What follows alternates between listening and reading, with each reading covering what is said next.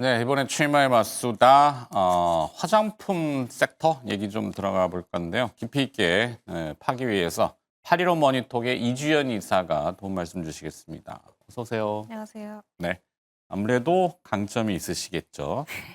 자, 타이틀은 높아진 화장품의 위상, 뭐 글로벌 확장성은 어디까지? K-뷰티를 얘기하는 거겠죠. 그죠? 네. 그러면 가장 그 상징성 있는 기업으로는 아모레퍼시픽? 1분기의 실적이 다소가나 좀 회복이 된 모양이에요. 그동안 어려웠잖아요. 그래서 네. 주가도 속된 말로 이제 부러져 가지고 이렇게 내려오다가 조금 이제 살아나려고 하나? 근데 본격적으로 이제 턴하는 어떤 실적 베이스가 포착된 게 있을까요? 네. 어느 정도 의미 있는 그런 모습들은 좀 나왔다고 좀 생각이 드는데 음. 일단은 아모레퍼시픽이 말씀 주신 대로 작년 3 분기부터였던 것 같습니다. 3 분기부터 이제 실적이 좀 많이 미스가 나면서 이제 개파락으로 좀 급락이 나왔었고요. 네, 여전히 좀 지난해 바닥을 8월경이었네요. 네, 맞습니다. 그래서 계속 바닥을 좀 기고 있는 그런 상황이었었습니다. 그래서 이제 이거는 좀 일부 회복을 기대를 하고는 있었는데 그 시기가 계속 그 지연이 되면서 이제 아모레퍼시픽의 주가도 상당히 좀 제약돼 있는 그런 모습들이 나왔다 이렇게 보시면 될 것 같아요. 근데 일단은 좀 지연돼 있었던 기존에 기대를 했었던 부분들이 이번에 좀 실적으로 확인이 됐습니다. 음. 오늘 실적 발표가 됐는데 아모레퍼시픽이 작년부터 기대를 했던 부분들은 그거였습니다. 워낙에 작년부터 이제 그 미국향 매출이 많이 나오고 있는 화장품 기업들에 대한 주가가 굉장히 좋았었잖아요. 근데 아모레퍼시픽도 이제 코스알엑스라는 그 회사를 인수를 해가지고 네. 미국향 매출을 좀 많이 늘리겠다라고 했었는데 그 기대감이 좀 있긴 했었습니다. 근데 작년 3분기에는 딱히 뭐 코스알엑스 효과를 좀 보여주지는 못했고 오히려 중국향 매출 부진이 더 두드러지면서 이제 실적이 좀 많이 악화되는 모습들을 보였었죠. 근데 이제 그런 것들이 일부 좀 되돌림이 나오는 흐름들이 보여졌었고 지연된 기대감이 이번 실적에서 좀 반영이 되고 있다. 이렇게 보시면 될 것 같습니다. 자, 일단은 지금 좀 미국 쪽은 여전히 긍정적인 흐름인데 앞서 말씀을 드렸었던 코스알엑스 효과가 좀 본격화되고 있는 그런 시기가 이제 올해 1분기 실적상으로 반영이 되고 있는 상황이고요. 네. 그러면서 전체 매출이 지금 한 79% 정도 증가를 했습니다. 미주 쪽에서만. 그래서 뭐 다른 이니스프리라던가 뭐 라네즈 이런 브랜드들도 기존에 미국의 어떤 좀 그 진입을 하면서 좀 기대감이 있었는데 이것들도 매출이 좀 공격적으로 증가를 하고 있는 그런 상황이고요. 워낙에 제품 포트폴리오 자체가 많이 다각화되어 있는 그런 기업이기 때문에 전반적으로 미국 내 매출은 상당히 좋았다. 이렇게 보시면 좋을 것 같습니다. 그리고 코스알엑스 말씀드린 대로 마찬가지로 편입효과 좀 많이 늘어나면서 이제 특히나 영업이익률이 이제 두 자릿수로 올라섰습니다. 작년까지만 하더라도 거의 한 8%대 정도에 좀 머무르는 상황이었었는데 이제 올해부터 이번 실적 발표 결과로 봤을 때 미국 쪽에서 매출이 많이 늘어나면서 두 자릿수로 올라왔다라는 것도 상당히 좀 고무적인 어떤 진전 아닌가라고 좀 생각이 듭니다. 네. 한때 그 판매 방식 논란이 조금 있었죠. 그래서 주가가 이제 뭐 타격을 받고 뭐 실적도 연결됐었으니까. 근데 이 화장품은 주 매출 고객이 이제 중국 관광객들 사실 그 붐을 타고 굉장히 호황을 많이 누렸던 과거가 있었고 그게 이제 어떤 이유로 좀 멈추다 보니까 뭐 예전에는 화장품이 방문 판매, 방판 방식으로 네. 좀 하다가 이제 매장을 뭐 어떤 그 위탁 매매라고 해야 될까요? 매장 이름이 생각이 안 나요. 그러다가 올리브영이라고 하는 이런 네. 플랫폼 매장들이 등장하고 이 납품 이렇게 주는 가격이 좀 다르고 막 이래 가지고 그 이쪽 그 매장을 대여했던 프랜차이즈 형식으로 했던 그분들이 한번 이슈가 돼서 네. 그게 인제 실적으로 막 이미지가 타격을 받으니까 중국 소비 안 돼, 뭐 국내도 어려워 그래 갖고 꽝거려서 그러면 인제 장기간 이렇게 바닥하다가 쪼금 올라오면 제 생각은 인원을 많이 감축해 가지고 판관비를 줄이고 그게 인제 빅베스 해 가지고 조금 '착시적으로 효과가 있는 거 아닌가?' 이렇게 볼 수 있는데 네. 아니군요. 네. 북미 쪽 네.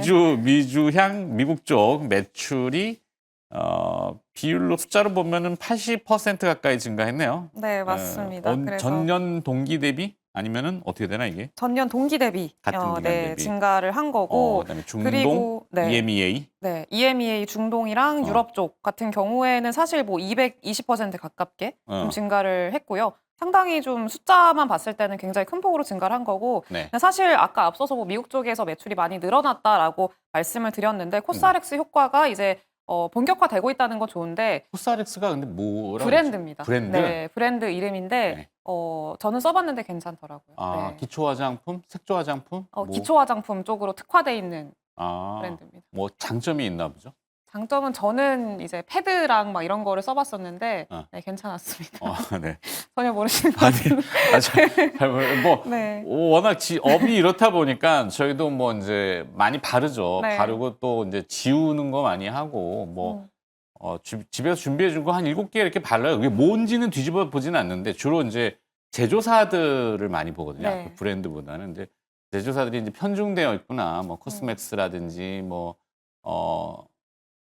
또 회사 이름 생각이 안 나네. 큰일 났어요. 이게 네. 자꾸 워낙에 단어가 많아가지고. 네, 깜빡깜빡하는 그런 데가 하여튼 그래서 네. 자, 코스RX의 그 효과가 상당히 이제 이 아모레퍼시픽한테는 도움이 되는군요. 북미 네. 쪽에. 북미 쪽에서 이렇게 외형 확장을 일단 주도를 하고 있고 네. 그리고 중요한 거는 앞서 말씀드린 대로 중국 쪽인데 중국이 워낙에 안 좋았었잖아요. 네네네. 그리고 안 좋은 이유가 뭐 중국의 어떤 소비가 부진했던 것도 있겠습니다만 이제 아모레퍼시픽이 그동안에 중국 쪽에서 매출을 많이 냈던 이유 중에 하나가 그 설화수라고 해서 네네, 예전에 브랜드. 약간 효도 상품으로 되게 비싸거든요. 그 네, 브랜드가. 맞아요. 그래서 일단 중국에서 그게 굉장히 잘 팔렸었고 그리고 그게 거의 실적을 좀 주도하는 그런 역할을 했었는데 사실 중국 쪽에서는 사실 그동안에 워낙에 소비가 많이 위축되기도 했었고 비싼 화장품을 이제 더 이상 쓰지 않고 비싼 화장품을 쓰려고 하면은 중국 화장품들도 워낙에 최근에 잘 만들고 있기 올라왔다고 때문에 얘기들은 네, 그래서 하던데. 설화수를 대체할 수 있을 만한 그런 브랜드들이 워낙에 많습니다. 그래서 이제 중국 쪽의 이런 수익성 악화나 이런 것들이 해결되지 않으면은 아모레퍼시픽도 조금 당분간은 힘들 수 있겠다라는 게 작년부터 계속 이어져 왔었는데 일단 이번 실적을 좀 보면은 중화권 쪽이 영업이익 흑자 전환을 했습니다. 네. 그래서 이게 상당히 좀 의미가 많다라고 생각을 하고 있고 사업 구조가 일단은 개선이 됐습니다. 그러면서 이제 흑자 전환에 성공을 했고 뭐 중국 쪽을 제외하고 다른 아시아 국가들 같은 경우에도 좀 플러스권을 유지를 하고 있기 때문에 결국에는 좀 그동안에 실적을 끌어내렸었던 중국이라는 쪽에서 어쨌든 수익성이 개선이 됐고 그리고 다른 외형 확장을 주도할 수 있을 만한 뭐 코스RX의 브랜드의 어떤 효과라던가 그리고 매출 증대들이 좀 나타나고 있어서 이런 것들이 아모레퍼시픽에 대한 기대감을 가져볼 수 있을 만한 내용 아닌가라고 좀 생각을 하고 있습니다. 그렇군요. 실적을 자세히 한번 들여다봤고 그다음에 두 번째는 또 두 축이라고 할 수 있는 아모레퍼시픽과 LG생활건강 뭐 중간에 또 뭐 콜마 같은 회사들도 있지만 자, LG생활건강을 한번 뜯어볼까요?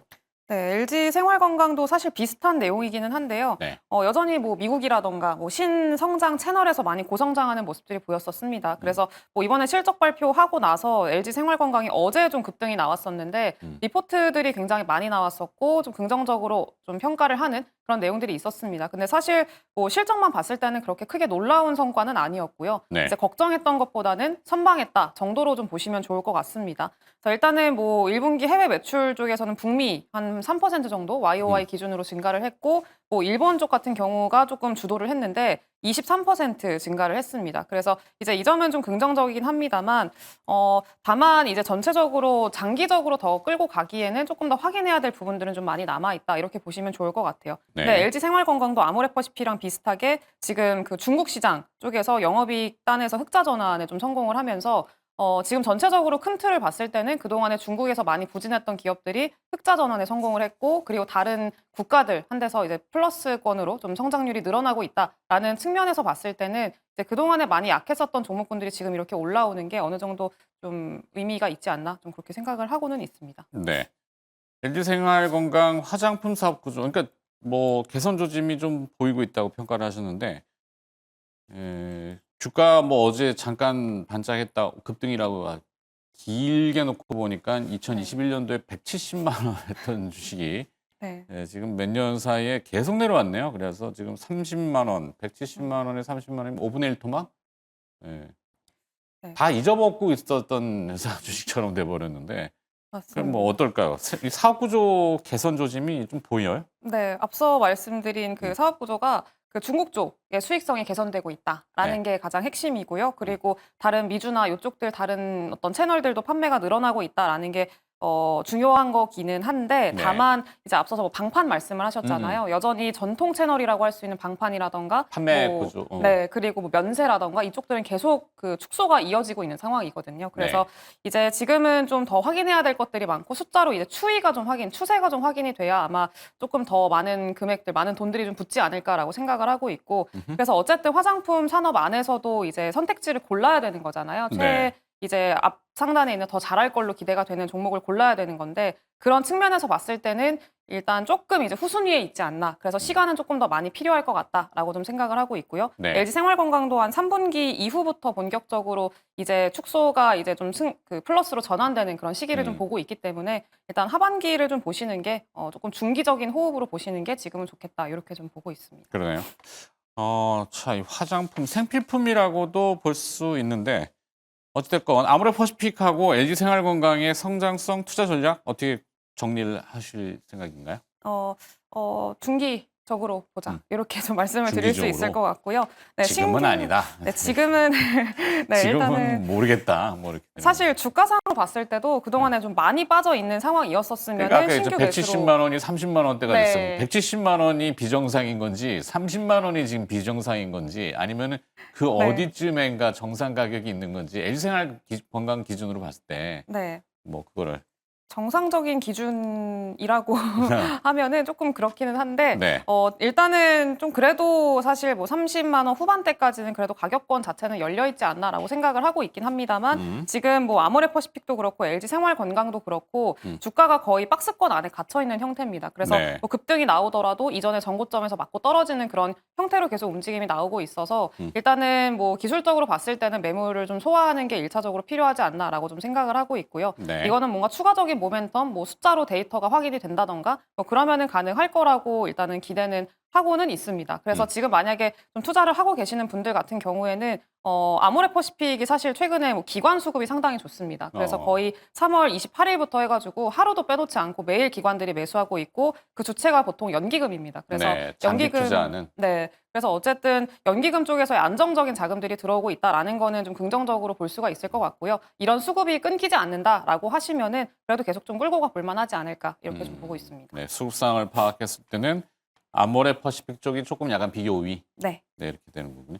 자, 요즘 보면 또 글로벌하게는 뭐 관세 이슈가 워낙 지배적이라 지금 뭐 아까 말씀드렸던 뷰티를 떠나서 생필품이잖아요. 또 네. 요즘 보면 볕이 따갑단 말이에요. 하루 이틀은 아니고 몇 년 사이에 보면은 맑은 날씨가 좋긴 한데 네. 자외선 때문에 사실 사람의 피부는 그 자외선 차단제 미국 같은 경우도 지금 소비자들이 그 중국산 자외선 차단제뿐만 아니라 막 마트에 가면 그거부터 막 사재기 한다 그러잖아요. 네. 그게 뭐 본질적으로는 큰 수혜다라고 하기는 어렵지만 하여튼 이런 판매 방식 채널들 글로벌의 뭐 아마존 아까 뭐 이런 것들도 있는데 네. 아마존의 뷰티 개인용품의 70%가 중국산?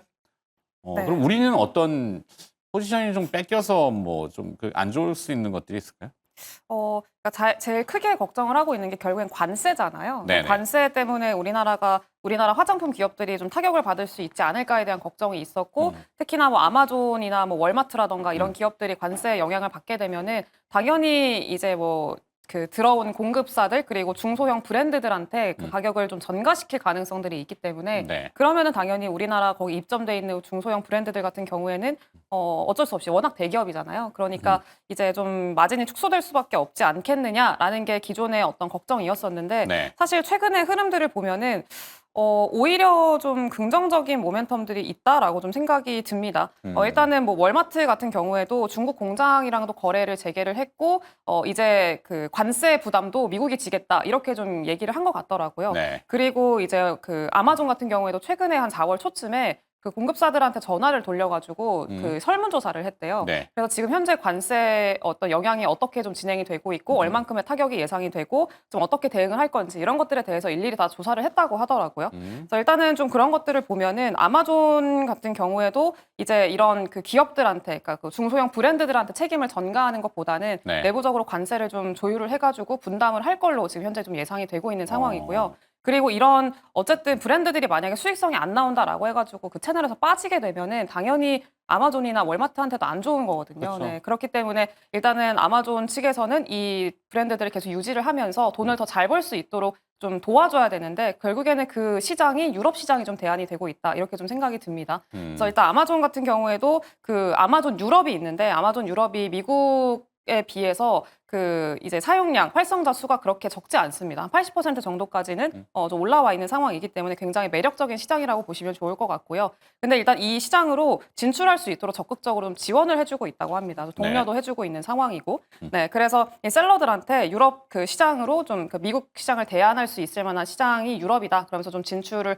할 수 있도록 지원을 해주고 있고, 실제로 이제 뭐 수수료를 인하를 해준다던가, 뭐 이런 어떤 좀 홍보 비용들을 대준다던가, 뭐 이런 형태로 계속 좀 지원을 해주고 있어서 우리나라 K 뷰티 브랜드들이 사실 미국에 대한 의존도가 굉장히 높았었고 이거를 네. 다변화하기 위해서 유럽 진출이라던가 다른 뭐 중동 국가라던가 여러 가지 국가들로 진출을 좀 준비하고 있는 상황이었었잖아요. 근데 만약에 아마존에서 이렇게 지원을 해준다라고 하면은 그 속도 자체가 더 빨라질 수 있지 않을까 좀 그렇게 기대를 하고 있습니다. 그래서 네. 오히려 K 브랜드들한테는 좀 긍정적인 효과를 기대를 해볼 수가 있지 않을까. 그래서 단일 시장에 대한 의존도를 좀 축소하는 방안으로 좀 갈 수 있지 않을까. 좀 그렇게 생각을 하고 있습니다. 네. 지금 관련 기업들 쭉 나가는데 약간 색깔이 반반인 것 같아요. 어떤 네. 기업들은 좀 반등을 하고 어떤 기업들은 또 내리고 있는데 선택 뭘로 해보실까요?